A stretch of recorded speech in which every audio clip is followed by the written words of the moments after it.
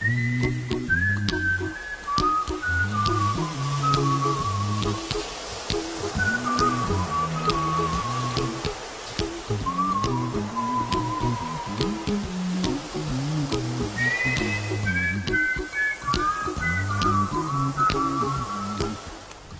again.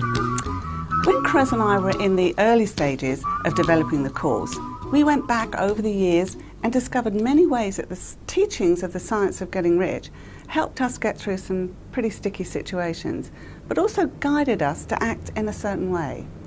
And it was by, sometimes inadvertently, taking certain actions that led to good outcomes all round. Let me try and explain how it worked for us. At one stage of our lives, we owned a business selling promotional products and corporate clothing. We did all our own screen printing and manufacturing in-house, and the business employed several staff. It did throw up daily challenges, and it was difficult keeping all the balls in the air and customers' deadlines met.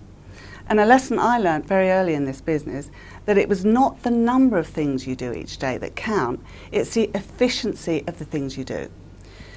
For a long time, I was definitely a busy fool, until I realised that it was the efficiency of the actions that were the effective ones.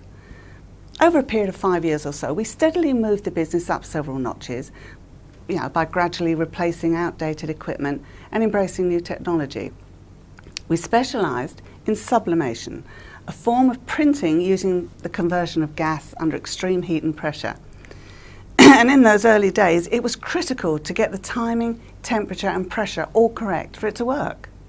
And I lost count of the number of garments and rolls of fabric that ended up in the bin.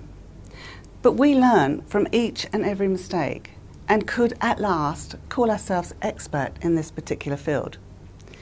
Now, the time eventually came when we felt we were ready to move and sell and move on to different areas of our life. The business was very time constrictive, and we wanted to fulfill one of our dreams and passions, which was to spend more time travelling. Our daughter had left home and was working back in the UK, so the timing was right. In fact, it was right for quite a long period of time before we actually took the action needed to get things done. Believe me, there is a world of difference between deciding and doing. It's a bit like the story of the 5 birds sitting on the fence. 4 decide to fly off. How many are left?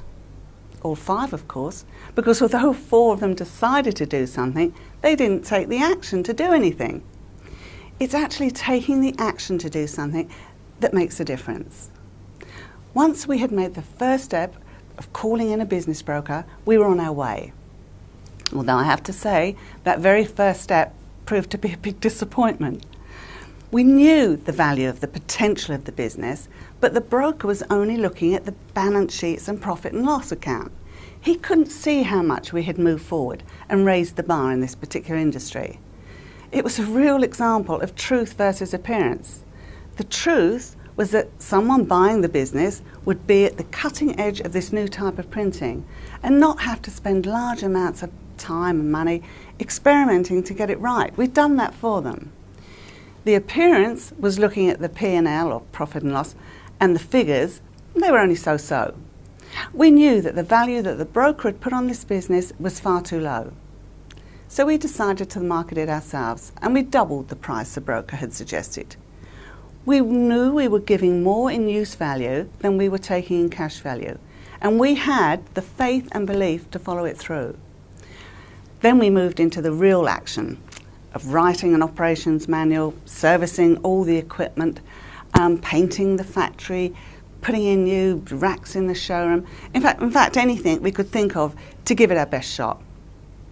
And remember, you only get one chance to make a first impression, so it had to be right. Well, the very first people to view the business purchased it at our price. And the best thing was that this young couple took the business up to a whole new level in servicing local schools and clubs, and they were super successful. So for me, the lessons here are quite simple. Take the action, have the faith and belief in the action, always try and give more in use value than you take in cash value, and look out for the truth being hidden by appearances. And finally, let fairness and honesty always be your constant guide. Well, so that's it for now. I do hope you picked something out from this real life story. Have a great day. Goodbye.